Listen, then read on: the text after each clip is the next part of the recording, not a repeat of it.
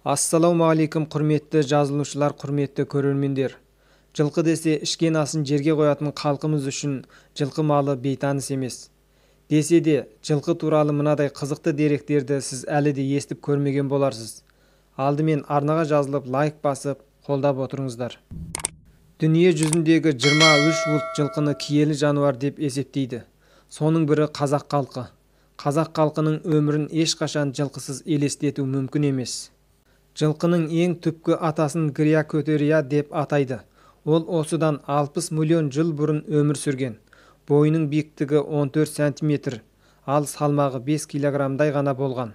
Оның қазіргі жылқыдан айырмашылығы алдыңғы аяқтарында 4, артқы аяқтарында 3 тұяқтары болыпты. Жылқының 5 мүшесі өте жақсы дамыған. Олар құлағы, көзі, аузы мен мұрны және сезім түйсігі. Жылқы өз иесінің көңіл күйінің қандай екенін бірден сезіп қояды. Мас адамды да алыстан біледі. Сондай-ақ оның құлағы өте сақ, көзі көреген, мұрны иіс сезгіш, аузы кез келген дәмді ажырата алады. Басқа көптеген жануарларға қарағанда жылқы айналасын түрлі түсті реңде көре алады. Бірақ қызыл мен көк түсті ажырата алмайды. Тағы бір қызығы жылқының көру аумағы 360 градус екендігі. Яғни жылқы бір бағытқа қарап тұрғанда тек алдын ғана емес, арт жағында толық көріп тұра алады. Сондай-ақ жылқының көзі түн ішінде де өте жақсы көреді. Құрметті көрермен, сіз жылқы дегенді білдіретін ең қысқа сөз қай халықта екенін білесіздер ме?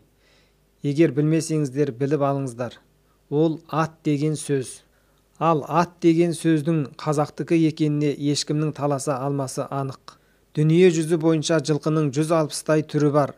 Солардың ішінде тұқымы жағынан ең тазасы араб тұқымдас жылқысы болып саналады. Ал тектілік жағынан менің ойымша қазақ жылқысы ең текті жылқылар қатарына кіреді деп ойлаймын. Жылқының жасы мен денсаулық жағдайын атбегілер оның тісіне қарап ажыратады.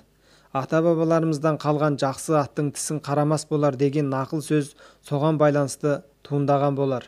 Ақылы, өресі жағынан барлық жан-жануарлардың ішінде жылқы иттің алдында, яғни 5-ші орында тұр. Жылқы адамның мінез құлқы мен іс-әрекетін саралай алады. Иесі өзіне ұнаса, оған шын беріледі. Қазақ халқы жылқыны ең алдымен ел қорғаған ердің жан серігі деп дәріптеген.